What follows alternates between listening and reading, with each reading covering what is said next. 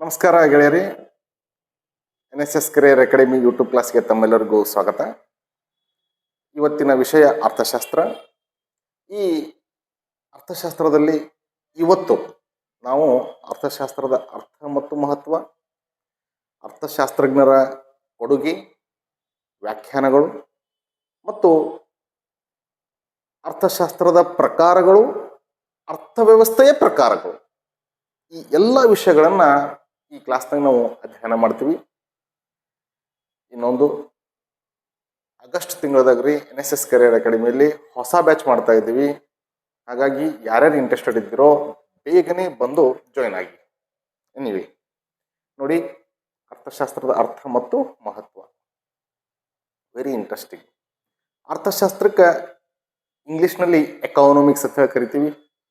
ಈ ಎಕಾನಮಿಕ್ ಎನ್ನುವ ಪದ ಬಂದಿದ್ದೇ ಗ್ರೀಕ್ ಭಾಷೆಯ ಓಕೋಸ್ ಮತ್ತು ನೋಮೋಸ್ ಅಂತ ಬಂದಿದ್ದು.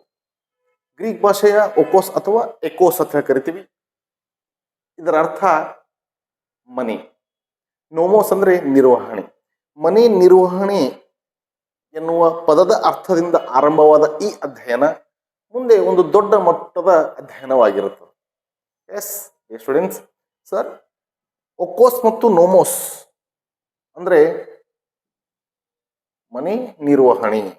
ಮನಿ ನಿರ್ವಹಣೆ ಸರ್, ಮನಿ ನಿರ್ವಹಣೆ ಒಂದು ಅಧ್ಯಯನವಾಗಿ ಅಭ್ಯಾಸ ಮಾಡಬೇಕಾಗಿರೋದು ಅವಶ್ಯಕನಾ ಅಂತ ನಿಮ್ಮ ತಲೆಗೆ ಮೂಡಿರುತ್ತೆ.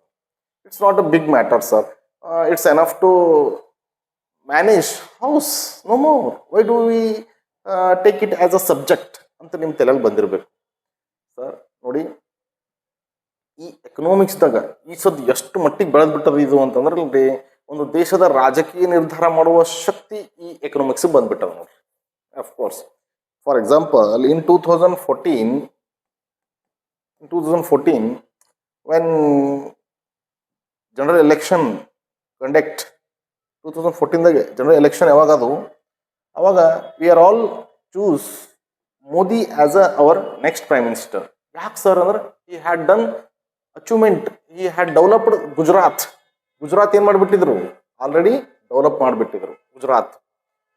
ಅವರು ಆ ಗುಜರಾತ್ ರೋಲ್ ಮಾಡೆಲ್ ಮಾಡ್ಯಾರ. CM ಆಗಿ ಪ್ರೈಮ್ ಮಿನಿಸ್ಟರ್ ಆಫ್ ಇಂಡಿಯಾ ಮಾಡಿದ್ರೆ ಭಾರತಕ್ಕೂ ಏನ್ ಮಾಡ್ತಾರ, ಅವರು ರೋಲ್ ಮಾಡೆಲ್ ಮಾಡ್ತಾರ, ಎಕನಾಮಿಕಲಿ ನಮ್ಮ ದೇಶಕ್ಕೆ ಸ್ಟ್ರಾಂಗ್ ಮಾಡ್ತಾರ ಅನ್ನುವ ನಿಟ್ಟಿನಲ್ಲಿ 2014ದಾಗ ಅವ್ರಿಗೆ ನಾವು ಓಟ್ ಹಾಕಿ ಪ್ರೈಮ್ ಮಿನಿಸ್ಟರ್ ಮಾಡಿದೆವು. ಅದರ ಅರ್ಥ ಏನು, ಗುಜರಾತಿನ ಆರ್ಥಿಕತೆ 2014ರ ಭಾರತದ ರಾಜಕೀಯದಲ್ಲಿ ದೊಡ್ಡ ಮಟ್ಟದ ಬದಲಾವಣೆ ತರಲಿಕ್ಕೆ ಮುಂದಾಯ್ತು ಒಂದಪ್ಲೆ. ಅಂದ್ರೆ ಈ ಗುಜರಾತಿನ ಆರ್ಥಿಕತೆ ಏನದ ನೋಡ್ರಿ, ದಿಸ್ ಈಸ್ ವೆರಿ ಇಂಪಾರ್ಟೆಂಟ್. ಈ ಆರ್ಥಿಕತೆ ಏನ್ ಚೇಂಜ್ ಮಾಡ್ಬೋದು, ಒಂದೊಂದು ದೇಶದ ರಾಜಕೀಯನೇ ಚೇಂಜ್ ಮಾಡ್ಬೋದು ಅಂತ ಹೇಳ್ತಾ ಇದ್ದೀನಿ. ಎಸ್, ಅಫ್ಕೋರ್ಸ್, ಇದು ಒಂದು ಮನೆ ನಿರ್ವಹಣೆಯಾಗಿ ಆರಂಭಗೊಂಡಂತಹ ಈ ಅಧ್ಯಯನ ಇವತ್ತು ಬಹಳ ದೊಡ್ಡ ಮಟ್ಟದ ಒಂದು ವಿಷಯವಾಗಿ ಬೆಳೆದ್ಬಿಟ್ಟದ. ಹಾಗಾಗಿ ಇದ್ರ ಮೇಲೆ ಹೆಚ್ಚಿನ ಪ್ರಶ್ನೆಗಳನ್ನ ಕೇಳೋ ಚಾನ್ಸಸ್ ಅದ, ಕೇಳಕತ್ತಾರನು ಕೂಡ ಎಕನಾಮಿಕ್ಸ್ ಮೇಲೆ. ಬರೋಣ. ಈ ಗ್ರೀಕ್ ಭಾಷೆಯ ಎಕೋಸ್ ಮತ್ತು ನೋಮೋಸ್, ಮನೆ ನಿರ್ವಹಣೆ. ಮನೆ ನಿರ್ವಹಣೆ ಒಂದು ಅಧ್ಯಯನವಾಗಿ ಅಧ್ಯಯನ ಮಾಡ್ಬೇಕಾ ಸರ್ ನಾವು ಅನ್ನೋ ಪ್ರಶ್ನೆ ನಿಮ್ಮಲ್ಲಿ ಇರ್ತದೆ. ಮನೆ ನಿರ್ವಹಣೆ ಒಂದು ಅಧ್ಯಯನವಾಗಿ ಯಾಕೆ ಮಾಡಬೇಕು ಅಂತಂದ್ರೆ, ಮನೆಯಲ್ಲಿರೋ ಕುಟುಂಬದ ಜನ ಅವರಿಗೆ ಅವರದೇ ಆದಂಥ ಆಸೆಗಳಿರ್ತಾವ. ಆ ಆಸೆಗಳಿಗೆ ಏನದ ರೀ, ಮಿತಿ ಇಲ್ಲ. There is no limits for demand. But ಅವರ ಆಸೆಗಳನ್ನು ಈಡೇರಿಸುವ ಸಂಪನ್ಮೂಲಗಳೇನವ ನೋಡ್ರಿ, ರಿಸೋರ್ಸ್. ಆ ಕುಟುಂಬಕ್ಕೆ ಬರುವ ಆದಾಯ ಅದೇನದ, ರಿಸರ್ವ್ ಅದ. ಇಲ್ಲಿ ಪ್ರಶ್ನೆ ಏನ್ ಮೂಡ್ತದ, ಅವ್ರ ಅನ್ಲಿಮಿಟೆಡ್ ವಾಂಟ್ಸ್, ಅವ್ರ ಅನ್ಲಿಮಿಟೆಡ್ ವಾಂಟ್ಸ್ ಈ ಲಿಮಿಟೆಡ್ ಇನ್ಕಮ್ ನಿಂತ, ರಿಸೋರ್ಸ್ ನಿಂತ ಫುಲ್ಫಿಲ್ ಆಗುತ್ತಾ ಅನ್ನೋ ಕ್ವಶನ್. ಈ ಕ್ವಶನ್ ಉತ್ತರ ಯಾರು ಹುಡುಕಾಡ್ತಾರ, ಅರ್ಥಶಾಸ್ತ್ರ ಹುಡುಕಾಡ್ತಾರೆ. ಅರ್ಥಶಾಸ್ತ್ರ ಏನಂತದ, ಅಫ್ಕೋರ್ಸ್ ನಿನ್ನ ಇನ್ಕಮ್ ಕಮ್ಮಿ ಇದಿರ್ಬೋದು, ಆಸೆಗಳ ಮಕ್ಕಳು ಇದಿರ್ಬೋದು. ಈ ಕಮ್ಮಿ ಇನ್ಕಮ್ದಾಗೆ ನಿನ್ನ ಆಸೆಗಳನ್ನ ಆದಷ್ಟು ಹೆಚ್ಚು ಹೇಗೆ ಈಡೇರಿಸಿಕೊಳ್ಳಬಹುದು ಅನ್ನೋದು ನೀ ಕಲಿಬೇಕಾಗಿತ್ತು ಅಂದ್ರೆ ಏನ್ ಓದಪ್ಪ, ಅರ್ಥಶಾಸ್ತ್ರ ಓದು ಅಂತ ಹೇಳ್ತಾರೆ ಈ ವಿಷಯ. ಅದಕ್ಕೆ ಇದಕ್ಕೆ ಹೆಸರು ಏನ್ ಕೊಟ್ಟತು, ಮನಿ ನಿರ್ವಹಣೆ. ಎಕೋಸ್ ಮತ್ತು ನೋಮೋಸ್ ಇಂದ ಎಕನಾಮಿಕ್ಸ್ ಅಂತ ಹೇಳಿ ಬತ್ತು. ಹಾಗಿದ್ದಾಗ ಮತ್ತು ಅರ್ಥಶಾಸ್ತ್ರ ಅಂತ ಯಾಕಾಯ್ತು ಬತ್ ಸರ್ ಇದು? ಕನ್ನಡ ಮತ್ತು ಅಥವಾ ಹಿಂದಿ ಭಾಷೆಯಲ್ಲಿ ಅರ್ಥಶಾಸ್ತ್ರ ಯಾಕಾಯ್ತು ಸರ್? ನೋಡಿ, ಅರ್ಥ ಎನ್ನುವ ಪದ ಬಂದಿದ್ದೇ ಇಲ್ರಿ, ಸಂಸ್ಕೃತದಿಂದ ಬಂತು. ಸಂಸ್ಕೃತ, ಅರ್ಥಶಾಸ್ತ್ರ ಎನ್ನುವ ಪದ ಬಂದಿದ್ದೆ ಸಂಸ್ಕೃತ. ಸಂಸ್ಕೃತದಲ್ಲಿ ಅರ್ಥ ಅಂದ್ರೆ ಇಲ್ರಿ ಸಂಪತ್ತು, ದುಡ್ಡು, ಎಸ್, ಅದರ ಬಗ್ಗೆ ಅಧ್ಯಯನ, ಅದೇ ಅರ್ಥಶಾಸ್ತ್ರವಾಯ್ತು. ಆಯ್ತಾ? ಹೀಗೆ ನಾವು ಈ ಅರ್ಥಶಾಸ್ತ್ರ ಸಂಸ್ಕೃತದಿಂದ ಬಂದ್ರೆ ಎಕನಾಮಿಕ್ಸ್ ಎನ್ನುವ ಪದ ಗ್ರೀಕ್ ಭಾಷೆಯ ಎಕೋಸ್ ಮತ್ತು ನೋಮೋಸ್ ಅಂತ ಬಂತು, ಮನೆ ನಿರ್ವಹಣೆ. ಮನೆ ನಿರ್ವಹಣೆ ಒಂದು ಅಧ್ಯಯನವಾಗಿ ಯಾಕೆ ಮಾಡಬೇಕು ಅಂತ ಇಲ್ಲಿ ಹೇಳಿದಾರೆ ನಿಮಗೆ ಎಕ್ಸಾಂಪಲ್. ವಾನ್ಸ ಮತ್ತು ಇನ್ಕಮ್, ನಮ್ಮ ಬೇಡಿಕೆಗಳೆಲ್ಲ ಏನವ ಹೆಚ್ಚವ, ಆದರೆ ಆ ಬೇಡಿಕೆಗಳನ್ನು ಈಡೇರಿಸುವ ಸಂಪನ್ಮೂಲಗಳೆಲ್ಲ ಕೊರತೆ ಅದ. ಆ ಕೊರತೆಯ ಸಂಪನ್ಮೂಲಗಳಲ್ಲಿ ನಮ್ಮ ಅತಿ ಹೆಚ್ಚಿನ ಆಸೆಗಳನ್ನು ಹೇಗೆ ಈಡೇರಿಸ್ಕೊಳ್ಬಹುದು ಅನ್ನೋದೇ ಈ ಅರ್ಥಶಾಸ್ತ್ರ ನಮಗೆ ತಿಳಿಸ್ತದ ಅಂತ ಹೇಳ. ಗೊತ್ತಾಯ್ತಾ? ನೆಕ್ಸ್ಟ್ ನೋಡಿ, ಅರ್ಥಶಾಸ್ತ್ರದ ಪಿತಾಮಹ. ಈ ಒಂದು ಅರ್ಥಶಾಸ್ತ್ರದ ವಿಷಯದ ಪಿತಾಮಹ ಆಡಮ್ ಸ್ಮಿತ್. Adam Smith. ಈ ಆಡಮ್ ಸ್ಮಿತ್ ಅನ್ನ ನಾವು ಯಾಕೆ ಅರ್ಥಶಾಸ್ತ್ರದ ಪಿತಾಮಹನನ್ನಾಗಿ ಮಾಡಿದೆವು ಅನ್ನೋದು ಬಹಳ ಇಂಪಾರ್ಟೆಂಟ್. ಸರ್, ಇವರು ಆಕ್ಚುಲಿ ಸ್ಕಾಟ್ಲ್ಯಾಂಡ್ದವರು. ಆಡಮ್ ಸ್ಮಿತ್ ಎಲ್ಲಿದವ್ರಿ? ಸ್ಕಾಟ್ಲ್ಯಾಂಡ್. ಎಸ್, ಅವರು ಒಂದು ಪುಸ್ತಕ ಬರೀತಾರೆ, ದ ವೆಲ್ತ್ ಆಫ್ ನೇಷನ್ ಅಂತ. This is very important. Question ಕೇಳ್ಬೋದು ನೋಡ್ರಿ, ದ ವೆಲ್ತ್ ಆಫ್ ನೇಷನ್.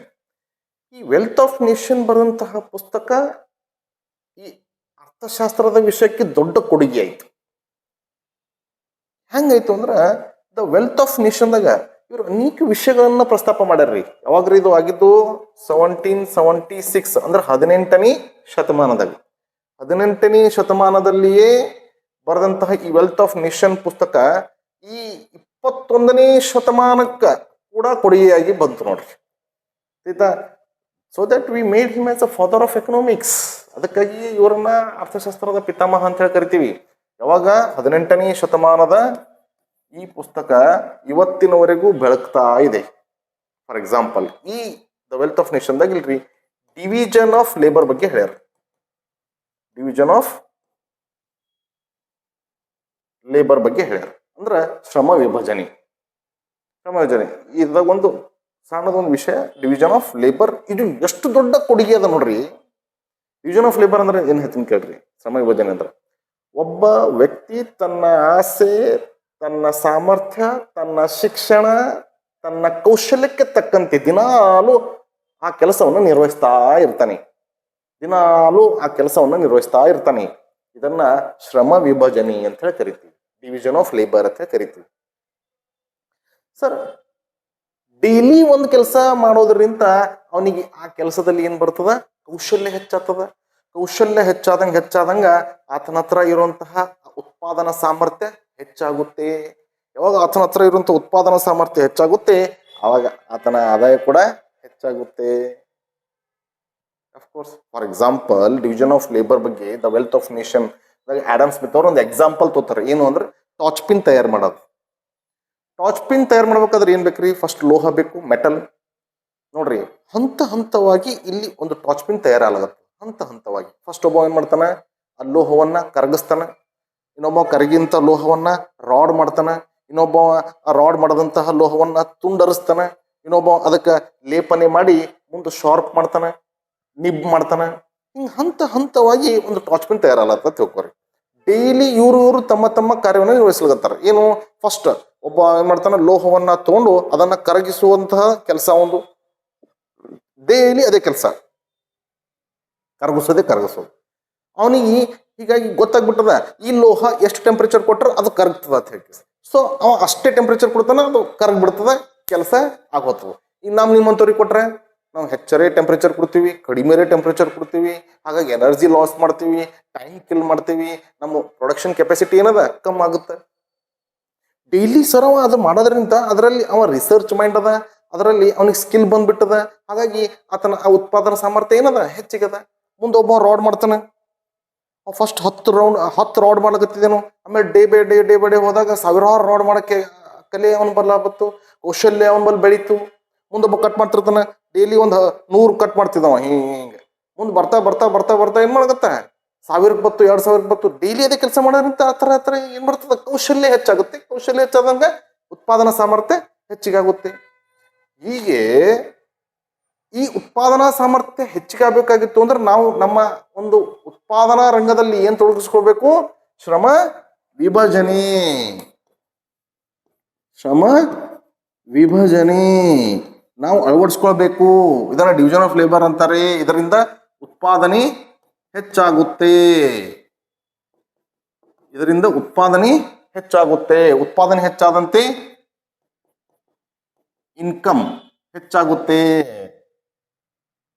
ತಲಾ ಆದಾಯನೂ ಹೆಚ್ಚಾಗುತ್ತೆ, ರಾಷ್ಟ್ರೀಯ ಆದಾಯನೂ ಹೆಚ್ಚಾಗುತ್ತೆ. ಅಂದ್ರೆ ಎದ್ರ ಮೇಲೆ ಡಿಪೆಂಡ್ ಅದ? ಎಲ್ಲ ಪ್ರೊಡಕ್ಷನ್ ಮೇಲೆ ಡಿಪೆಂಡ್ ಅದ. ಈ ಪ್ರೊಡಕ್ಷನ್ ಹೆಚ್ಚಾಗಬೇಕಾಗಿತ್ತು ಡಿವಿಷನ್ ಆಫ್ ಲೇಬರ್ ಅಳವಡಿಸ್ಕೊಳ್ಳಿ ಅಂತ ಹೇಳಿ 18ನೇ ಶತಮಾನದಲ್ಲಿಯೇ ಆಡಮ್ ಸ್ಮಿತ್ ಅವರು ದ ವೆಲ್ತ್ ಆಫ್ ನೇಷನ್ದಾಗ ಹೇಳ್ಯಾರ್ರಿ. ಇಂಥ ಅನೇಕ ವಿಷಯಗಳು ಈ ಒಂದು ದ ವೆಲ್ತ್ ಆಫ್ ನೇಷನ್ದಾಗ ಇವರು ಎಕ್ಸ್ಪ್ರೆಸ್ ಮಾಡ್ಯಾರ. ಅದು ಈಗ ಆಧುನಿಕ ರಂಗದ ಆರ್ಥಿಕತೆಯಲ್ಲಿ ದೊಡ್ಡ ಕ್ರಾಂತಿಯನ್ನು ಉಂಟು ಮಾಡಬಹುದು, ಬಹಳ ಸಹಾಯಕಾರಿಯಾಗಿದೆ. ಹಾಗಾಗಿ ಇವರನ್ನ ಇವತ್ತು ಅರ್ಥಶಾಸ್ತ್ರದ ಪಿತಾಮಹ ಅಂತ ಹೇಳಿ ಕರಿತೀವಿ. ಆಯ್ತಾ? Anyway, come to point. Next, ಅರ್ಥಶಾಸ್ತ್ರದ ಪಿತಾಮಹ ಆಡಮ್ ಸ್ಮಿತ್. ನೋಡ್ರಿ, ಇವರು ಅರ್ಥಶಾಸ್ತ್ರದ ಬಗ್ಗೆ ಕೇಳಿದಾಗ ಏನಂತ ಹೇಳ್ತಾರೆ? ಸಂಪತ್ತಿನ ಅಧ್ಯಯನವೇ ಅರ್ಥಶಾಸ್ತ್ರ ಅಂತ ಹೇಳ್ತಾರೆ. The wealth of study of wealth is called economics. Study of wealth ಅಂದ್ರೆ ಸಂಪತ್ತಿನ ಬಗ್ಗೆ ಅಧ್ಯಯನ ಮಾಡೋದು, ಅದೇ ಅರ್ಥಶಾಸ್ತ್ರ. ಹಾಗಾಗಿ ಇವರು ಅರ್ಥಶಾಸ್ತ್ರಕ್ಕೆ ನೀಡಿದ ವ್ಯಾಖ್ಯಾನವನ್ನ ಸಂಪತ್ತಿನ ವ್ಯಾಖ್ಯಾನ ಎಂದು ಕರೆಯುತ್ತೇವೆ. ಆಯ್ತಾ? ನೆಕ್ಸ್ಟ್ ಅದೇ ಬರ್ತದೆ ನೋಡ್ರಿ, ಪ್ರಮುಖ ಅರ್ಥಶಾಸ್ತ್ರಜ್ಞರು ಮತ್ತು ಅವರ ಕೊಡುಗೆಗಳೇನೇ ನಾವು ನೋಡ್ರಿ. ಫಸ್ಟಿಗೆ ಆಡಮ್ ಸ್ಮಿತ್ ಅವ್ರದ್ದು ಬರ್ದೀನಿ. ಆಡಮ್ ಸ್ಮಿತ್ ಸಂಪತ್ತಿನ ವ್ಯಾಖ್ಯಾನ. ಆಡಮ್ ಸ್ಮಿತ್ ಅವ್ರದ್ದು ಸಂಪತ್ತಿನ ವ್ಯಾಖ್ಯಾನ. ಇಷ್ಟು ತನ ಅದೇ ಹೇಳಿ, ಸಂಪತ್ತನ್ನು ಗಳಿಸುವುದೇ ಅರ್ಥಶಾಸ್ತ್ರ. ಸಂಪತ್ತಿನ ಬಗ್ಗೆ ಅಧ್ಯಯನ ಮಾಡುವುದೇ ಅರ್ಥಶಾಸ್ತ್ರ ಅಂತ ಹೇಳ್ತಾರೆ Adam Smith. Then it is a main source. What? Wealth. Wealth is very important. The study of wealth is called economics ಅಂತ ಹೇಳಿದ್ರು. ನೆಕ್ಸ್ಟ್ ಬರ್ತಾರೆ ಆಲ್ಫ್ರೆಡ್ ಮಾರ್ಷಾಲ್, ಯೋಗಕ್ಷೇಮದ ವ್ಯಾಖ್ಯಾನ. ಆಲ್ಫ್ರೆಡ್ ಮಾರ್ಷಾಲ್, ಯೋಗಕ್ಷೇಮದ ವ್ಯಾಖ್ಯಾನ. ಕೇಳ್ಬೋದು ನೋಡ್ರಿ ಕ್ವಶನ್, ಯಾವ್ಯಾವುದು ವ್ಯಾಖ್ಯಾನಗಳು ಯಾರ್ಯಾರು ಕೊಟ್ಟರು ಅಂತ ಹೇಳಿ. ಆಲ್ಫ್ರೆಡ್ ಮಾರ್ಷಾಲ್, ಯೋಗಕ್ಷೇಮದ ವ್ಯಾಖ್ಯಾನ. ಏನು ಸರ್ ಯೋಗಕ್ಷೇಮದ ವ್ಯಾಖ್ಯಾನ? ನೋಡ್ರಿ, ಆಲ್ಫ್ರೆಡ್ ಮಾರ್ಷಾಲ್ ಅವರ ಪ್ರಕಾರ ಸಂಪತ್ತು ಗಳಿಸೋದು ಅಷ್ಟೇ ಅಲ್ಲ, ಗಳಿಸಿದಂತಹ ಸಂಪತ್ತು ಮಾನವ ಕುಲಕ್ಕೆ ಒಳ್ಳೇದಾಗಬೇಕು ಅಂತ ಹೇಳ್ತಾರೆ. ಅದರಿಂದ ಮನುಷ್ಯ ಖುಷಿಯಿಂದಿರಬೇಕು, ಅದರಿಂದ ಮನುಷ್ಯ ಅಭಿವೃದ್ಧಿದಾಯಕವಾಗಿರಬೇಕು, ಅದರಿಂದ ಮನುಷ್ಯ ಸಮೃದ್ಧಿ ಬದುಕನ್ನು ಬದುಕಬೇಕು, ಇದರಿಂದ ಗಳಿಸಿದಂಥ ಸಂಪತ್ತಿನಿಂದ ಅಂದಾಗ ಮಾತ್ರ ಅದು ಯೋಗ್ಯ ಅಂತ ಹೇಳ್ತಾರೆ. ಹಾಗಾಗಿ ಅದನ್ನ ಯೋಗಕ್ಷೇಮದ ವ್ಯಾಖ್ಯಾನ. ಆಲ್ಫ್ರೆಡ್ ಮಾರ್ಷಲ್ ಇವ್ರೇನು ಹೇಳಿದ್ರು? ಸಂಪತ್ತಿನ ಬಗ್ಗೆ ಅಧ್ಯಯನ ಅರ್ಥಶಾಸ್ತ್ರ. ಇವ್ರು ಹೇಳ್ತಾರೆ ಆ ಸಂಪತ್ತು ಗಳಿಸಿದ್ದು ಏನಾಗಬೇಕು? ಮನುಷ್ಯ ಕುಲಕ್ಕೆ ಯೋಗವಾಗಿ ಬರಬೇಕು, ವರದಾನವಾಗಿರಬೇಕು. ದುಡ್ಡು ಸಂಪಾದನೆ ಮಾಡಿ ಜೀವಕ್ಕೆ ನಮ್ಮ ಗಳಿಸಿ ಆಸ್ತಿಗೆ ಸೆಕ್ಯೂರಿಟಿ ಇಲ್ಲ. ಯಾವ ಬೇಕೋ ಅವಾಗ ಜೀವ ಹೋಗ್ಬೋದು, ಯಾವ ಬೇಕೋ ನಮ್ಮ ಹತ್ರ ಗಳಿಸಿದ ಆಸ್ತಿ ಹೋಗ್ಬೋದು ಅಂದಾಗ ಅಲ್ಲಿ ಖುಷಿ ಇಲ್ಲ, ಅಲ್ಲಿ ಅಭಿವೃದ್ಧಿ ಇಲ್ಲ. ಅಂತ ತೊಗೊಂಡು ಏನ್ ಮಾಡ್ತೀರಾ ಅಂತಾರ ಅವರು. ಅಲ್ಲೇನು ನೀವು ಸಂಪತ್ತು ಏನ್ ಗಳಿಸಿರೋ ಅದರಿಂದ ಸುಖ ಸಮೃದ್ಧಿ ಇರ್ಬೇಕು ನಿಮ್ ಜೀವನದಾಗ. ಅದು ಯೋಗಕ್ಷೇಮದ ವ್ಯಾಖ್ಯಾನ. ಯಾರು ಕೊಟ್ರು? Alfred Marshall. Very interesting. J M. Keynes ಅವ್ರು ಏನ್ ಕೊಟ್ರಿ? ಬೆಳವಣಿಗೆ ಆಧಾರಿತ ವ್ಯಾಖ್ಯಾನ ಕೊಟ್ರು. ಜೆ.ಎಂ. ಕೇನ್ಸ್, ಜಾನ್ ಮೆನಾರ್ಡ್ ಕೇನ್ಸ್ ಅಂತ ಹೇಳಿ ಕರಿತೀವಿ. Very wonderful personality. ಇವರ ಕೂಡ ಅರ್ಥಶಾಸ್ತ್ರಕ್ಕೆ ಒಂದು ದೊಡ್ಡ ಕೊಡುಗೆನೆ ಕೊಟ್ರ. ಓಕೆ, ಅವರ ವ್ಯಾಖ್ಯಾನ ಯಾವುದು? ಬೆಳವಣಿಗೆ ಆಧಾರಿತ ವ್ಯಾಖ್ಯಾನ. ಏನ್ ಸರ್ ಇದು ಬೆಳವಣಿಗೆ ಆಧಾರಿತ ವ್ಯಾಖ್ಯಾನ? ಒಂದು ದೇಶದ ಆರ್ಥಿಕ ಅಭಿವೃದ್ಧಿಯಲ್ಲಿ ಆ ದೇಶದ ರಾಜಕೀಯದ ಪಾತ್ರವೇನು? ಅಫ್ಕೋರ್ಸ್, ಅಂದ್ರೆ ಒಂದು ದೇಶದ ಆರ್ಥಿಕ ಬೆಳವಣಿಗೆಯಲ್ಲಿ ಆ ದೇಶದ ರಾಜಕೀಯ ಪಾತ್ರ ಏನು? ಆ ದೇಶದ ರಾಜಕೀಯ ಪ್ರತಿಯೊಂದು ಹೆಜ್ಜೆಗಳು ಯಾವ ಥರ ಇರಬೇಕು? ಆ ದೇಶದ ರಾಜಕೀಯ ಯೋಜನೆಗಳು ಯಾವ ಥರ ಇರಬೇಕು? ಆ ದೇಶದ ರಾಜಕೀಯ ನೀತಿಗಳು ಯಾವ ಥರ ಇರಬೇಕು? ಅವುಗಳು ಆ ದೇಶದ ಆರ್ಥಿಕ ಬೆಳವಣಿಗೆಯನ್ನ ನಿರ್ಧರಿಸುತ್ತವೆ. Yes, every nation politics decides their economical development ಅಂತ ಹೇಳೋದು. ಇದು ಯಾರು ಹೇಳ್ಯಾರ್ರಿ? ಜೆ.ಎಂ. ಕೇನ್ಸ್. ಹಾಗಿದ್ದಾಗ ಸರ್ಕಾರಗಳು ಒಂದು ದೇಶದ ಆರ್ಥಿಕ ಅಭಿವೃದ್ಧಿ ನಿಟ್ಟಿನಲ್ಲಿಯೇ ಯೋಜನೆಗಳು ರೂಪಿಸಬೇಕು, ನೀತಿಗಳನ್ನು ರೂಪಿಸಬೇಕು ಅಂತ ಹೇಳ್ತಾರೆ ಜೆ.ಎಂ. ಕೇನ್ಸ್. ಓಕೆ, ನೆಕ್ಸ್ಟ್ ಬರ್ರಿ, ಲಿಯೋನಲ್ ರಾಬಿನ್ಸ್ ಕೊರತೆಯ ವ್ಯಾಖ್ಯಾನ. ಲಿಯೋನಲ್ ರಾಬಿನ್ಸ್ ಕೊರತೆಯ ವ್ಯಾಖ್ಯಾನ ಏನ್ ಸರ್ ಇದು? ಲಿಯೋನಲ್ ರಾಬಿನ್ಸ್ ಕೊರತೆಯ ವ್ಯಾಖ್ಯಾನ ಫಸ್ಟ್ ಹೇಳಿ, ಎಕನಾಮಿಕ್ಸ್ ಓದೋದ್ರಿಂದ ಏನಾಗ್ತದೆ, ಕಡಿಮೆ ಸಂಪನ್ಮೂಲಗಳನ್ನು ಬಳಸ್ಕೊಂಡು ಹೆಚ್ಚಿನ ಆಸೆಗಳನ್ನು ಹೇಗೆ ಈಡೇರಿಸ್ಕೊಳ್ಬಹುದು ಅನ್ನುವ ಕಲೆ ನಮ್ಮ ಹತ್ರ ಬರ್ತದೆ. ಅದೇ ಇದು ಕೊರತೆ. ಎದರ ಕೊರತೆ ಅದ ರೀ? ಸಂಪತ್ತಿನ ಕೊರತೆಯವ ನಮ್ಮಲ್ಲಿ, ಹೌದಿಲ್ಲ? ಸಂಪತ್ತಿನ ಕೊರತೆ ಇದೆ. ಈ ಸಂಪತ್ತಿನ ಕೊರತೆ ಇದ್ದಿಸಲಿಂದ ನಾವು ನಮ್ಮ ಆಸೆಗಳನ್ನ ಹೇಗೆ ಈಡೇರಿಸ್ಕೊಳ್ಬಹುದು? ಸಂಪತ್ತಿನ ಕೊರತೆ ಇತ್ತು ಅದನ್ನೇ, ಬಟ್ ಆಸೆಗಳು ಕೂಡ ಅವ. ಅತಿ ಹೆಚ್ಚು ಆಸೆಗಳನ್ನ ಈ ಕಡಿಮೆ ಸಂಪತ್ತುಗಳಲ್ಲಿ ಹೇಗೆ ನಾವು ಈಡೇರಿಸ್ಕೊಳ್ಬಹುದು ಅನ್ನೋದಿಲ್ರಿ ಲಿಯೋನಲ್ ರಾಬಿನ್ಸ್ ಅವ್ರು ಹೇಳ್ತಾರೆ. ಹಾಗಾಗಿ ಇದನ್ನ ಕೊರತೆ ವ್ಯಾಖ್ಯಾನ ಅಂತೀವಿ. ಫಾರ್ ಎಕ್ಸಾಂಪಲ್, ನಂದು ಸ್ಯಾಲ್ರಿ ಅದ ರೀ, 50,000 rupees ಸ್ಯಾಲ್ರಿ ಇದೆ. 50,000 rupees ಸ್ಯಾಲ್ರಿ ನಮ್ದು. ನಾ 50,000 rupees ಸ್ಯಾಲ್ರಿ ಇಟ್ಕೊಂಡು BMW, ಜಾಗ್ವಾರ್, ಆಡಿ, ಫೆರಾರಿ ಕಾರ್ಗಳು ಇಡ್ತೀನಿ ಅಂದ್ರೆ ನಡೀತದ್ರಿ? ನಡೆಯಲ್ಲ. ಅದ್ರ ಇನ್ಸೂರೆನ್ಸ್ ಕಟ್ಟೋದಾಗಲ್ಲ ನನಗೆ 50,000 rupees ಇದ್ದಾಗ. ಅದಕ್ಕಾಗಿ ನಾನು ಏನು ತೊಗೋಬಹುದು? ಒಂದು ಮಾರುತಿ ಸುಜುಕಿ ಕಂಪನಿ ಆಲ್ಟೋ ತೊಗೋಬಹುದು ಅಷ್ಟೇ. ಆಯ್ತಾ? ಒಂದು 5 ಇಲ್ಲ 6 ಲಕ್ಷ ಕೊಟ್ಟು ಮಾರುತಿ ಸುಜುಕಿ ಆಲ್ಟೋ ತೊಗೋಬಹುದು. ಹಿಂಗೆ ಹೋಗಿ ಅಥವಾ ಒಂದು 200-300 ರೂಪಾಯಿ ಪೆಟ್ರೋಲ್ ಹಾಕ್ಸಿ ಮನೆ ಎದುರು ತಂದು ನಿಂದ್ರಿಸೋ ಕಟ್ಟೆ ಮಾತು. ಅಂದ್ರೆ ನಾನು 50,000 rupees ಇದ್ದಾಗ ಒಂದು ತಿಂಗಳ ಜೀವನ ನಡೀತದೆ. ಆಯ್ತಾ? ನೋಡ್ರಿ, 50,000 rupees ನಂದು ಇನ್ಕಮ್ ಸಂಪತ್ತು ಅದ. ಆ ಸಂಪತ್ತಿನಲ್ಲಿ ಕಾರ್ ತಗೋ ಆಸೆ ಕೂಡ ಅದ. ನಾನೇನ್ ಮಾಡ್ದೆ, ದೊಡ್ಡ ದೊಡ್ಡ ಕಂಪನಿ ಕಾರ್ ತಗೋದ್ಬಿಟ್ಟು ನಾನು ಈ ಲಿಮಿಟ್ದಾಗ, ಈ ಎಕನಾಮಿದಾಗ ನಾ ಎಂತ ಕಾರ್ ತಗೋಬಹುದು ಅದನ್ನ ತಗೊಂಡ ಆಯ್ಕೆ ಮಾಡ್ಕೊಂಡ. ಇದು ಅರ್ಥಶಾಸ್ತ್ರ ಓದ್ದಾಗ ಬರ್ತದೆ ನಿಮಗೂ. ಆಯ್ತಾ? ಸರ್ ನೋಡಿ, ಎಲ್ಲರಿಗೂ ಅದು ಗೊತ್ತದ ತಿಳ್ಕೊಬೇಡ್ರಿ. ಬಹಳ ಮಂದಿ ಎಡವಿ ಸಾಲ ಮಾಡ್ಕೋತಾರ. ಬಹಳ ಮಂದಿ ತಮ್ಮ ಎಕನಾಮಿ ರೀಡ್ ಮಾಡೋದು ಆಲಾರ್ದಕ್ಕೆ ಮುಂದೆ ದೊಡ್ಡ ಸಮಸ್ಯೆಗೆ ಎಡಿ ಮಾಡಿಕೊಡ್ತಾರ. ಈ ಥರ ಆಗ್ಬಿಡ್ದಂದ್ರೆ ಎಕನಾಮಿಕ್ಸ್ ಓದ್ಬೇಕಾದ್ರೆ ಸಲಕ್ಕೆ ಬೆಸ್ಟ್.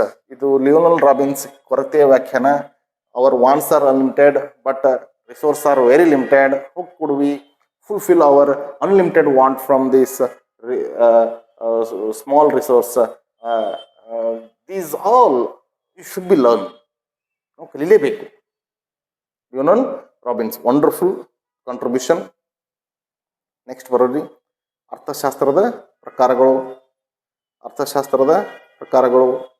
ಅರ್ಥಶಾಸ್ತ್ರದಲ್ಲಿ 2 ಪ್ರಕಾರಗಳವ, ನಿಮ್ಮೆಲ್ಲರಿಗೂ ಗೊತ್ತದ. ಸೂಕ್ಷ್ಮ ಅರ್ಥಶಾಸ್ತ್ರ ಮತ್ತು ಸಮಗ್ರ ಅರ್ಥಶಾಸ್ತ್ರ ಅಂತ ಕರಿತೀವಿ. ಓಕೆ, ಫಸ್ಟ್ ಸೂಕ್ಷ್ಮ ಅರ್ಥಶಾಸ್ತ್ರ ನೋಡೋಣ.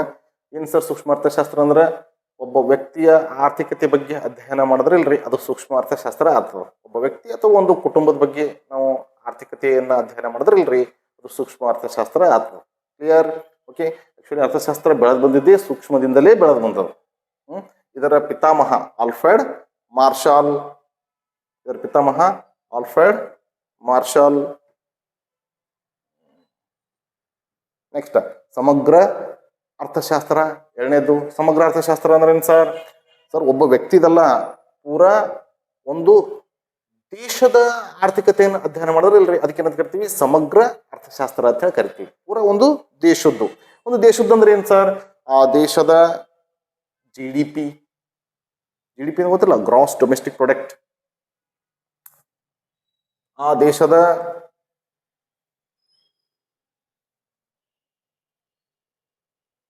ದೇಶದ ಮಾನಿಟರಿ ಪಾಲಿಸಿ, ಹಣಕಾಸು ನೀತಿ, ಆ ದೇಶದ ಹಣದುಬ್ಬರ, ಇಂಥ ಎಲ್ಲ ವಿಷಯಗಳು ಏನವರಿ ಸಮಗ್ರ ಅರ್ಥಶಾಸ್ತ್ರವನ್ನ ರಿಪ್ರೆಸೆಂಟ್ ಮಾಡ್ತಾವ. ಆಯ್ತಾ? ಸೂಕ್ಷ್ಮ ಅರ್ಥಶಾಸ್ತ್ರ, ಸಮಗ್ರ ಅರ್ಥಶಾಸ್ತ್ರ. ನೋಡಿ, ಹಣದುಬ್ಬರ, ನಿರುದ್ಯೋಗ, ಹಣಕಾಸು ನೀತಿ, ಇವೆಲ್ಲ ಒಂದು ದೇಶದ ಬಗ್ಗೆ ಅಧ್ಯಯನ ಮಾಡ್ತೀವಿ ನೋಡ್ರಿ, ಅದನ್ನ ಸಮಗ್ರ ಅರ್ಥಶಾಸ್ತ್ರ ಅಂತ ಕರಿತೀವಿ. ಈ ಸಮಗ್ರ ಅರ್ಥಶಾಸ್ತ್ರದ ಪಿತಾಮಹ ಜೆ.ಎಂ. ಕೇನ್ಸ್. ಆಗಣೆ ಅದ್ರ ಬಗ್ಗೆ ಹೇಳಿ ನಾನೆಲ್ಲ ಡಿಟೇಲ್ ಆಗಿ. ಇನ್ನು ಅರ್ಥವ್ಯವಸ್ಥೆಯ ಪ್ರಕಾರಗಳು. ಅರ್ಥವ್ಯವಸ್ಥೆಯ ಪ್ರಕಾರಗಳು ಏನ್ ಸರ್ ಇದು? ಅರ್ಥವ್ಯವಸ್ಥೆಯ ಪ್ರಕಾರಗಳು ನೋಡಿ, ಪ್ರಪಂಚದಲ್ಲಿ ಒಟ್ಟು 3 ಪ್ರಕಾರದ ಅರ್ಥವ್ಯವಸ್ಥೆಗಳವ. ಒಂದು ಬಂಡವಾಳಶಾಹಿ, ಇನ್ನೊಂದು ಸಮಾಜವಾದಿ, ಇನ್ನೊಂದು ಮಿಶ್ರ ಅರ್ಥವ್ಯವಸ್ಥೆ. ಬಂಡವಾಳಶಾಹಿ ಅರ್ಥವ್ಯವಸ್ಥೆ, ಸಮಾಜವಾದ ಅರ್ಥವ್ಯವಸ್ಥೆ, ಮಿಶ್ರ ಅರ್ಥವ್ಯವಸ್ಥೆ. Very interesting, wonderful. ಯಾವುದೇ ಒಂದು ದೇಶ ಇರಲಿ, ಈ ಮೂರು ಅರ್ಥವ್ಯವಸ್ಥೆಯಲ್ಲಿ ಒಂದು ಅರ್ಥವ್ಯವಸ್ಥೆನ ಓಡಿಸ್ಕೊಂಡ್ರೆ ನಮ್ಮ ದೇಶದಾಗ, ಐ ಮೀನ್ ಟು ಸೇ ನಮ್ಮ ವರ್ಲ್ಡ್ದಾಗ, ಯಾವುದೇ ಕಂಟ್ರಿ ಇರ್ಲಿಕ್ಕೆ. ಸರ್ ನಮ್ಮ ದೇಶ ಯಾವುದ್ರಿ? ಮಿಶ್ರ ಅರ್ಥವ್ಯವಸ್ಥೆಯನ್ನು ಹೊಂದಿದೆ. ಭಾರತ ಯಾವ ಪ್ರಕಾರದ ಅರ್ಥವ್ಯವಸ್ಥೆಯನ್ನು ಹೊಂದಿದೆ? ಮಿಶ್ರ ಅರ್ಥವ್ಯವಸ್ಥೆಯನ್ನು ಹೊಂದಿದೆ. ಹಾಗಿದ್ದಾಗ ಏನು ಸರ್ ಇದರ ಅರ್ಥ? ಬಂಡವಾಳಶಾಹಿ ಅರ್ಥವ್ಯವಸ್ಥೆ ಅಂದ್ರೆ ಇಲ್ರಿ, ಇದಕ್ಕೆಲ್ಲ ಕ್ಯಾಪಿಟಲಿಸ್ಟ್ ಎಕನಾಮಿ ಅಂತ ಕರಿತೀವಿ. ಕ್ಯಾಪಿಟಲಿಸ್ಟ್ ಎಕನಾಮಿ ಅಂತ ಕರಿತೀವಿ. ಓಕೆ, ಕ್ಯಾಪಿಟಲಿಸ್ಟ್ ಎಕನಾಮಿ ಅಂದ್ರೆ ಇಲ್ರಿ, ಇದು ಏನು ಅಂತಂದ್ರಲ್ಲ, ಕ್ಯಾಪಿಟಲಿಸ್ಟ್ ಎಕನಾಮಿ ಅಂದ್ರೆ ಏನು ಅಂದ್ರೆ ಇಲ್ಲಿ ಫುಲ್ ಕ್ಯಾಪಿಟಲಿಸ್ಟ್ಗಳು ಇರ್ತಾರ, ಬಂಡವಾಳಶಾಹಿಗಳು ಇರ್ತಾರ. ಇಲ್ಲಿ ಪ್ರೈವೇಟೈಸೇಷನ್ಗೆ ಜಾಸ್ತಿ ಇಂಪಾರ್ಟೆನ್ಸ್ ಇರ್ತದೆ. ಪ್ರೈವೇಟೈಸೇಷನ್ಗೆ ಜಾಸ್ತಿ ಇಂಪಾರ್ಟೆನ್ಸ್ ಇರ್ತದೆ, ಖಾಸಗೀಕರಣಕ್ಕೆ ಹೆಚ್ಚಿನ ಆದ್ಯತೆ ಇರ್ತದೆ. ಇಲ್ಲಿ ಅದಕ್ಕೆ ಏನಂತ ಕರಿತೀವಿ? ಬಂಡವಾಳಶಾಹಿ ಅರ್ಥವ್ಯವಸ್ಥೆ ಅಂತ ಕರಿತೀವಿ. ಫಾರ್ ಎಕ್ಸಾಂಪಲ್ ಅಮೇರಿಕಾ, ಅಲ್ಲಿ ಹೆಚ್ಚಿನ ಏನದ ರೀ? ಬಂಡವಾಳಶಾಹಿ ಅರ್ಥವ್ಯವಸ್ಥೆ ಅದ, ಆಯ್ತಾ? ಹಿಂಗೆ. ಇನ್ನು ಸಮಾಜವಾದ ಅರ್ಥವ್ಯವಸ್ಥೆ ಅಂದ್ರೆ ಯಾವ್ದ್ರಿ ಸರ್? ಇದಕ್ಕೆ ಏನಂತ ಕರಿತೀವಿ? ಸೋಷಿಯಲಿಸ್ಟ್ ಎಕನಾಮಿ ಅಂತ ಕರಿತೀವಿ. ಸೋಷಿಯಲಿಸ್ಟ್ ಎಕನಾಮಿ ಇದ್ರದ್ದು ಡೆಡ್ ಅಪೋಸಿಟ್. ಬಂಡವಾಳಶಾಹಿದು ಡೆಡ್ ಅಪೋಸಿಟ್ ಇದು ಸಮಾಜವಾದಿ. ಇಲ್ಲೆಲ್ಲ ಪ್ರೈವೇಟ್ ಇದ್ರೆ ಇದೆಲ್ಲ ಏನಿರ್ತದ ರೀ? ಪಬ್ಲಿಕ್ ಇರ್ತದ. ಇಲ್ಲೆಲ್ಲ ಏನಿರ್ತದ? ಪಬ್ಲಿಕ್ ಇರ್ತದ. ಇಲ್ಲೆಲ್ಲ ಪ್ರೈವೇಟ್ ಅದರು ಅಂದ್ರೆ ಖಾಸಗೀಕರಣ ಇಲ್ಲಿ ಜಾಸ್ತಿ ಇರ್ತದ. ಇಲ್ಲಿ ಪಬ್ಲಿಕ್ ಇರ್ತದ ಅಂದ್ರೆ ಸಾರ್ವಜನಿಕ ಇರ್ತದೆ. ಇಲ್ಲೆಲ್ಲ ಗೌರ್ಮೆಂಟ್, ಎಲ್ಲ ಏನದ? ಗೌರ್ಮೆಂಟ್ ಇದಿರ್ತದ. For example China, Russia, Korea, north Korea, Vietnam, ಇಂಥ ಎಲ್ಲ ಏನು ಕಂಟ್ರಿಗಳು ನೋಡ್ರಿ ಸಮಾಜವಾದ ಅರ್ಥವ್ಯವಸ್ಥೆಯನ್ನು ಒಳಗೊಂಡಿದೆ. ಸರ್ ನೋಡಿ, ಈ ಸಮಾಜವಾದ ಅರ್ಥವ್ಯವಸ್ಥೆಯಲ್ಲಿ ಎಲ್ಲನೂ ಸಾರ್ವಜನಿಕವಾಗಿರ್ತದೆ. ಚೀನಾಕ್ ಹೋರ್ನು ಪ್ರೈವೇಟೈಸೇಷನ್ ಇಲ್ಲ, ಪ್ರತಿಯೊಬ್ಬರನ್ನು ಸರ್ಕಾರಿ ನೌಕರದಾರ. ಚೀನಾದಾಗ ಕಸ ಹೊಡೆಯೋನು ಸರ್ಕಾರಿ ನೌಕರದಾರ. Every one government property. ಇದು ನಥಿಂಗ್ ಇಸ್ ಪ್ರೈವೇಟ್. ಅದೇ ಅಮೇರಿಕಕ್ಕೆ ಹೋರಿ ಮೋಸ್ಟ್ ಎಲ್ಲ ಏನವ? ಪ್ರೈವೇಟ್ ಅವ. ಹಿಂಗ ಬಂಡವಾಳಶಾಹಿ ಮತ್ತು ಸಮಾಜವಾದ ಎರಡೂ ಇಲ್ರಿ, ಅಪೋಸಿಟ್ಸ್ ಆಂಗಲ್ದಾಗ ಹೋತಾವ. ಇಲ್ಲೆಲ್ಲ ಕ್ಯಾಪಿಟಲಿಸ್ಟ್ ಇದ್ರಲ್ಲ, ಇಲ್ಲೆಲ್ಲ ಸೋಷಿಯಲಿಸ್ಟ್ ಇರ್ತಾರ. ಇಲ್ಲೆಲ್ಲ ಪ್ರೈವೇಟ್ ಇದ್ರಲ್ಲ, ಇಲ್ಲೆಲ್ಲ ಗೌರ್ಮೆಂಟ್ ಇರ್ತದ. ಚೀನಾ, ರಷ್ಯಾ, ನಾರ್ತ್ ಕೊರಿಯಾ, ವಿಯತ್ನಾಂ ಇಂಥವೆಲ್ಲ, ಮತ್ತು ಕ್ಯೂಬಾ, ಅದು ಕೂಡ ಏನದ? ಸೇಮ್, ಅದು ಕೂಡ ಸಮಾಜವಾದ ಅರ್ಥವ್ಯವಸ್ಥೆಯನ್ನು ಒಳಗೊಂಡಿದೆ. ನೋಡಿ, ಬಂಡವಾಳಶಾಹಿ ಅರ್ಥವ್ಯವಸ್ಥೆ ಪಿತಾಮಹ ಆಡಮ್ ಸ್ಮಿಥನ, ಸಮಾಜವಾದ ಅರ್ಥವ್ಯವಸ್ಥೆ ಪಿತಾಮಹ ಯಾರ? ಕಾರ್ಲ್ ಮಾರ್ಕ್ಸನ. ಕಾರ್ಲ್ ಮಾರ್ಕ್ಸ್ ಎಲ್ಲಿದವ ಸರ್? ಜರ್ಮನಿದವ. ಸರ್ ಅವ ಸಮಾಜವಾದವನ್ನ ಪರಿಚಯಿಸಿದ್ದು ಕಾರ್ಲ್ ಮಾರ್ಕ್ಸ್. ಯಾಕ್ರಿ ಸಮಾಜವಾದ? ಏನು ಉದ್ದೇಶ ಸಮಾಜವಾದದ್ದು? ಸಮಾಜವಾದದ್ದು ಮುಖ್ಯ ಉದ್ದೇಶ ಎಲ್ಲರೂ ಸಮಾನರು, ಆಲ್ ಆರ್ ಈಕ್ವಲ್. ಯಾರು ಪರಿಚಯಿಸಿದ್ದು? ಕಾರ್ಲ್ ಮಾರ್ಕ್ಸ್ ಬರೆದಂತ ಪುಸ್ತಕ ಯಾವ್ದು ಅಂತ ಕ್ವಶನ್ ಆಗಿದೆ ನೋಡ್ರಿ, ದಾಸ್ ಕ್ಯಾಪಿಟಲ್. ಸರ್ ಇದು ಸಮಾಜವಾದ ಕಾರ್ಲ್ ಮಾರ್ಕ್ಸ್ ಸಿದ್ಧಾಂತ ಜರ್ಮನಿನಿಂದ ಬಂತು ಅಂತ ಹೇಳ್ತಾ ಇದ್ದೀರಾ. ಇದರ ಮುಖ್ಯ ಉದ್ದೇಶ ಸಮಾನತೆ ಅದ ರೀ. ಓಕೆ, ಸಮಾನತೆ ಅದ. ಯಾಕೆ ಅಲ್ಲಿ ಜರ್ಮನಿದಾಗ ಈ ಕಾರ್ಲ್ ಮಾರ್ಕ್ಸ್ ಸಮಾಜವಾದವನ್ನ ಪರಿಚಯಿಸಿದ? Very interesting. First industrial revolution ಆಗಿದ್ದೆ ಅಲ್ಲಿ ಜರ್ಮನಿದಾಗ ಫಸ್ಟ್ ಇಂಡಸ್ಟ್ರಿಯಲ್ ರೆವಲ್ಯೂಷನ್ ಆಯ್ತು ನೋಡ್ರಿ. ಅಲ್ಲೆಲ್ಲ ಕ್ಯಾಪಿಟಲಿಸ್ಟ್ಗಳು ರೊಕ್ಕ ಹಾಕೋರು, ಇಂಡಸ್ಟ್ರಿ ಮಾಡೋರು, ರೊಕ್ಕ ಎಲ್ಲಾರ್ದವ ಏನ್ ಮಾಡವ? ಆ ಇಂಡಸ್ಟ್ರಿದ ದುಡ್ಲಿಕ್ಕೆ ಹೋಗವ.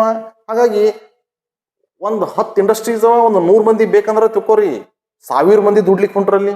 ಹಾಗಾಗಿ ಬಂಡವಾಳಶಾಹಿಗಳಿಗೆ ಸರಳವಾಗಿ ಕಾರ್ಮಿಕರು ಸಿಗಲ್ಕತ್ತರು, ಕಡಿಮೆ ದರದಲ್ಲಿ ಕಡಿಮೆ ಕೂಲಿಗೆ ಕಾರ್ಮಿಕರು ಸಿಗಲ್ಕತ್ತರು. ಅವಾಗ ಬಂಡವಾಳಶಾಹಿಗಳಿಗೆ ಏನಾಯ್ತು? ಲಾಭ ಹೆಚ್ಚಿಗೆ ಆಯ್ತು. ಆದ್ರೆ ಬಂದಂತಹ ಲಾಭ ಏನು ಸ್ಯಾಲ್ರಿ ಕೊಡ್ಬೇಕು ನೋಡ್ರಿ ಕಾರ್ಮಿಕರಿಗೆ, ಕೊಡಲ್ಲ ಆದ್ರು. ಯಾಕಂದ್ರೆ 100 ಮಂದಿ ಬಂದ್ರೆ 1000 ಮಂದಿ ಹೊಂಟ್ರಿ, ಈಸಿ ಅವೈಲೇಬಲ್ ಅದ. ಕಡಿಮೆ ಕೂಲಿ ಕೊಡ್ಲಕತ್ತರು ಈ ಬಂಡವಾಳಶಾಹಿಗಳು, ದುಡಿದ ಕಾರ್ಮಿಕರಿಗೆ ಕಡಿಮೆ ಕೂಲಿ ಕೊಡ್ಲಕತ್ತರು. ಹೀಗಾಗಿ ಕಾರ್ಮಿಕ ವರ್ಗದ ದೊಡ್ಡ ದೊಡ್ಡ ಮಟ್ಟದ ಕಾರ್ಮಿಕ ವರ್ಗ, ಸಮಾಜದ ಬಹುವರ್ಗ ಯಾರು? ಕಾರ್ಮಿಕ ವರ್ಗ. ಇವರ ಪರಿಸ್ಥಿತಿ ದಯನೀಯವಾಯಿತು. 3 ಹೊತ್ತು ಊಟಕ್ಕೂ ಗತಿ ಇಲ್ಲಾರ್ದಷ್ಟು ದಯನೀಯವಾದಂತಹ ಪರಿಸ್ಥಿತಿ ಈ ಕಾರ್ಮಿಕ ವರ್ಗ ಬಂತು ಜರ್ಮನಿದಾಗ. ಸಮಾಜದ ಅತಿ ದೊಡ್ಡ ವರ್ಗ ಕಾರ್ಮಿಕ ವರ್ಗ. ಇವತ್ತು ಸಮಾಜದ ಅತಿ ದೊಡ್ಡ ವರ್ಗ ಕಾರ್ಮಿಕ ವರ್ಗನೇ ಏನದ ರೀ? ಹೀನಾಯ ಸ್ಥಿತಿಯಲ್ಲದ. ಇದರ ವಿರುದ್ಧ ಧ್ವನಿ ಎತ್ತದವನೇ ಕಾರ್ಲ್ ಮಾರ್ಕ್ಸ್. ಅವಾಗ ಆತ ಏನಂತಾನೆ? ಸಮಾನತೆ. ಕಾರ್ಮಿಕ ವರ್ಗದವರು ದುಡಿದಿದ್ದರಿಂದಲೇ ಬಂಡವಾಳಶಾಹಿಗಳಿಗೆ ಏನ್ ಬರ್ತಾ ಇದೆ? ಇವತ್ತು ಲಾಭ ಬರ್ತಾ ಇದೆ. ಬಂಡವಾಳಶಾಹಿಗಳು ಶ್ರೀಮಂತ ಆಗ್ತಾ ಇದ್ದಾರೆ. ಕಾರ್ಮಿಕ ವರ್ಗ ಇಲ್ಲ ಅಂದ್ರೆ ಬಂಡವಾಳಶಾಹಿಗಳು ಇಲ್ಲ. ಹಾಗಾಗಿ ಕಾರ್ಮಿಕ ವರ್ಗದವರು ಕ್ರಾಂತಿ ಮಾಡಬೇಕು, ಸಮಾನತೆಗಾಗಿ ಹೋರಾಟ ಮಾಡಬೇಕು ಅಂತ ಕಿಚ್ಚು ಹಚ್ಚದ ಈ ಕಾರ್ಲ್ ಮಾರ್ಕ್ಸ್ ಬರೆದಂತಹ ಪುಸ್ತಕ ದಾಸ್ ಕ್ಯಾಪಿಟಲ್, ಸಮಾಜವಾದದ ಬೈಬಲ್ ಅಂತ ಹೇಳಿ ಕರಿತೀವಿ ಅದಕ್ಕೆ. ಸರ್, ಇವತ್ತಿನವರೆಗೂ ಆ ಕಾರ್ಲ್ ಮಾರ್ಕ್ಸ್ ಪರಿಚಯಿಸಿದ ಸಿದ್ಧಾಂತಗಳ ಅದರ ಮೇಲೆ ಕ್ರಾಂತಿನೇ ನಡೆದ್ರಿ. ಕ್ರಾಂತಿಗಳೇ ನಡೆದವ. ಹೌದು ಸರ್, ಕಾರ್ಲ್ ಮಾರ್ಕ್ಸ್ ಸಿದ್ಧಾಂತದ ಆಧಾರ ಮೇಲೆ ಚೀನಾ ಕಮ್ಯುನಿಸ್ಟ್ ರಾಷ್ಟ್ರವಾಯಿತು. ಮಾವೋ ಸೆತುಂಗ್ ಚೀನಾದ ಮೊಟ್ಟ ಮೊದಲ ಅಧ್ಯಕ್ಷ, ಚೀನಾವನ್ನ ಕಮ್ಯುನಿಸ್ಟ್ ರಾಷ್ಟ್ರವನ್ನಾಗಿ ಮಾಡ್ದ ಮಾವೋ ಸೆತುಂಗ್. ಈತ ಹೇಳೋದು ನೋಡಿ, ನಮ್ಮ ಭಾರತದಾಗೂ ಕೂಡ ಈ ಕಾರ್ಲ್ ಮಾರ್ಕ್ಸ್ ಸಿದ್ಧಾಂತಗಳು ಬಿಟ್ಟಿಲ್ಲ ಅನ್ಬೇಡ್ರಿ, ಎಲ್ಲೋ ಒತ್ತಟ್ಟಿ ಬೇರೂರು ನಿಂತವ. ನೀವು ಈಶಾನ್ಯ ರಾಜ್ಯಗಳಲ್ಲಿ ಹೋರಿ, ಮಾವೋ ಉಗ್ರವಾದ ಅದ. ಮಾವೋ ಅಂದ್ರೆ ಎಲ್ಲಿ ಬತ್ ಹೆಸರಿದು? ಆ ಚೀನಾದ ಮೊದಲ ಅಧ್ಯಕ್ಷ ಮಾವೋ ಸೆತುಂಗ್. ಆತ ಯಾರ ಸಿದ್ಧಾಂತಗಳನ್ನ ಅಳವಡಿಸ್ಕೊಂಡಿದ್ದ? ಕಾರ್ಲ್ ಮಾರ್ಕ್ಸ್ ಸಿದ್ಧಾಂತಗಳು, ಸಮಾಜವಾದ, ಸಮಾನತೆಯನ್ನು ಅಳವಡಿಸ್ಕೊಂಡಿದ್ದ. ಭಾರತದಲ್ಲೂ ಕೂಡ ಆ ಸಿದ್ಧಾಂತಗಳು ಬೇರೂರ್ಬೇಕು, ಇಲ್ಲೂ ಕೂಡ ಜಾರಿಯಲ್ಲಿ ಬರಬೇಕು ಅಂತ ಹೇಳಿಲ್ರಿ. ಈಶಾನ್ಯ ರಾಜ್ಯಗಳಲ್ಲಿ ಕೆಲವೊಂದು ಯುವಕರು ಕೈಯಲ್ಲಿ ಬಂದೂಕ್ ಹಿಡಿದಾರ. ಅವರನ್ನ ಮಾವೋ ಉಗ್ರರು ಅಂತ ಹೇಳಿ ಕರಿತೀವಿ, ಅಲ್ಫಾ ಉಗ್ರರು ಅಂತ ಹೇಳಿ ಕರಿತೀವಿ. ಐ ಮೀನ್ ಟು ಸೇ, ಅವರೇನೋ ಸತ್ತು ಹೋದ್ರು, ಬಟ್ ಅವರು ಹೇಳಿದಂತಹ ಸಿದ್ಧಾಂತಗಳು ಇನ್ನೂ ಜೀವಂತವಾಗಿವೆ ಸರ್. ನೋಡಿ, ಮನುಷ್ಯ ಸತ್ರುವಿ ಆತನ ವಿಚಾರಗಳು ಜೀವಂತವಾಗಿರ್ತಾವ ಅಂತ ಹೇಳ್ತಾರೆ. ಇದಕ್ಕೆ ಅಂತಿರಬಹುದು ಬಹುಶಃ. ಓಕೆ, ಬಂಡವಾಳಶಾಹಿ ಅರ್ಥವ್ಯವಸ್ಥೆ ಪಿತಾಮಹ ಯಾರು? ಅರ್ಥಶಾಸ್ತ್ರದ ಪಿತಾಮಹ ಯಾರು? Adam Smith. ಸಮಾಜವಾದ ಅರ್ಥಶಾಸ್ತ್ರದ ಪಿತಾಮಹ ಯಾರು? Karl Marx. Karl Marx. Okay, ಮಿಶ್ರ ಅರ್ಥವ್ಯವಸ್ಥೆ ಬಂತು. ಮಿಶ್ರ ಅರ್ಥವ್ಯವಸ್ಥೆ ಇಲ್ಲಿ ಹೆಂಗಿರ್ತದೆ ಸರ್? ಇಲ್ಲಿ ಎರಡೂ ಇರ್ತಾವ, ಪ್ರೈವೇಟ್ನೂ ಇರ್ತದೆ, ಗೌರ್ಮೆಂಟ್ನೂ ಇರ್ತದೆ. ಎರಡು ಮಿಶ್ರ ಅರ್ಥವ್ಯವಸ್ಥೆ ಅಂತ ಕರಿತೀವಿ. ಮಿಶ್ರ ಅರ್ಥವ್ಯವಸ್ಥೆ. ಪ್ರೈವೇಟ್ ಇಲ್ಲ, ನಮ್ಮಲ್ಲಿ ಗೌರ್ಮೆಂಟ್ ಸ್ಕೂಲ್ನೂ, ಪ್ರೈವೇಟ್ ಸ್ಕೂಲ್ನೂ, ಗೌರ್ಮೆಂಟ್ ಇಂಡಸ್ಟ್ರೀಸ್ನೂ, ಪ್ರೈವೇಟ್ ಇಂಡಸ್ಟ್ರೀಸ್ನೂ ಆಯ್ತಾ. ಅರ್ಧ ಮತ್ತೇನು ತೊಗೊಂಬಂದಿವಿ? ಪಿ ತೊಗೊಂಬಂದಿವಿ. ಮತ್ತು ಪಬ್ಲಿಕ್ ಪ್ರೈವೇಟ್ ಪಾರ್ಟ್ನರ್ಶಿಪ್, ಇಬ್ರು ಶೇರ್ ಮಾಡ್ತೀವಿ ಕೆಲವೊಂದು ಕೆಲಸ ಅಂತೂ. ಇದಕ್ಕೇನಂತ ಕರಿತೀವಿ? ಮಿಶ್ರ ಅರ್ಥವ್ಯವಸ್ಥೆ ಅಂತ ಕರಿತೀವಿ. 1947 ಭಾರತ ಸರ್ಕಾರ ಸ್ವತಂತ್ರಗೊಳ್ತು. ಐ ನಮ್ಮ ದೇಶ ಸ್ವತಂತ್ರಗೊಳ್ತು. ಅವಾಗೇ ಡಿಸೈಡ್ ಮಾಡಿತ್ತು ನಮ್ಮ ದೇಶ ಮಿಶ್ರ ಅರ್ಥವ್ಯವಸ್ಥೆಯನ್ನು ಅಳವಡಿಸ್ಕೊಳ್ತದ ಅಂತ ಹೇಳಿ. 1948 ರೀ ಮೊಟ್ಟ ಮೊದಲ ಬಾರಿಗೆ ನಾವೇನು ಮಾಡಿದೆವು? ಇಂಡಸ್ಟ್ರಿಯಲ್ ಪಾಲಿಸಿ ತೊಗೊಂಬಂದೆವು. ಆ ಇಂಡಸ್ಟ್ರಿಯಲ್ ಪಾಲಿಸಿದಾಗ ಏನೋ ಅಳವಡಿಸ್ಕೊಂಡೆವು? ಮಿಶ್ರ ಅರ್ಥವ್ಯವಸ್ಥೆಯನ್ನು ಅಳವಡಿಸ್ಕೊಂಡೆವು. ಸೆಕೆಂಡ್ 5 years ಪ್ಲಾನ್ ಏನದ ನೋಡ್ರಿ, 1956 ಎಸ್ಟಾಬ್ಲಿಷ್ ಆಯ್ತು ನೋಡ್ರಿ. ಅದರಲ್ಲೂ ಕೂಡ ನಾವು ಮಿಶ್ರ ಅರ್ಥವ್ಯವಸ್ಥೆಯನ್ನು ಅಳವಡಿಸ್ಕೊಂಡೆವು. ಇವೆಲ್ಲ ಅಳವಡಿಸ್ಕೊಳ್ಳೋಕೆ ಮುಖ್ಯ ಕಾರಣ ನೆಹರು ಅವರು. ಓಕೆ, ಭಾರತದ ಈ ಮಿಶ್ರ ಅರ್ಥವ್ಯವಸ್ಥೆಯನ್ನು ಅಳವಡಿಸ್ಕೊಳ್ಳಲು ಮುಖ್ಯ ದೊಡ್ಡ ಪಾತ್ರ ಯಾರ್ದಾರಿ? ನೆಹರು. ಯಾಕಂದ್ರೆ ಆ ಟೈಮಿಗೆ ಅವರೇ ದೇಶದ ಪ್ರಧಾನಿ ಇದ್ದರು. ಓಕೆ, ಭಾರತ ಯಾವ ಪ್ರಕಾರದ ಅರ್ಥವ್ಯವಸ್ಥೆಯನ್ನು ಅಳವಡಿಸ್ಕೊಂಡಿದೆ? ಮಿಶ್ರ ಅರ್ಥವ್ಯವಸ್ಥೆ. ಹೀಗೆ ಅರ್ಥವ್ಯವಸ್ಥೆಯ ಪ್ರಕಾರಗಳವ: ಬಂಡವಾಳ, ಸಮಾಜವಾದಿ ಮತ್ತು ಮಿಶ್ರ ಅರ್ಥವ್ಯವಸ್ಥೆ. ಇಷ್ಟು ಆದು ನೋಡ್ರಿ. ಆಯ್ತಾ? ದಿಸ್ ಇಸ್ ಆಲ್ ಅಬೌಟ್ ಅರ್ಥಶಾಸ್ತ್ರದ ಅರ್ಥ ಮತ್ತು ಮಹತ್ವ, ಅರ್ಥಶಾಸ್ತ್ರಜ್ಞರ ವ್ಯಾಖ್ಯಾನಗಳು, ಅರ್ಥಶಾಸ್ತ್ರದ ಪ್ರಕಾರಗಳು ಮತ್ತು ಅರ್ಥವ್ಯವಸ್ಥೆಯ ಪ್ರಕಾರಗಳು. ಓಕೆ ಸರ್, ನೆಕ್ಸ್ಟ್ ಕ್ಲಾಸ್ನಾಗ ಇದು ಮತ್ತೆ ಕಂಟಿನ್ಯೂ ಮಾಡ್ತೀನಿ. Keep watching. Thank you.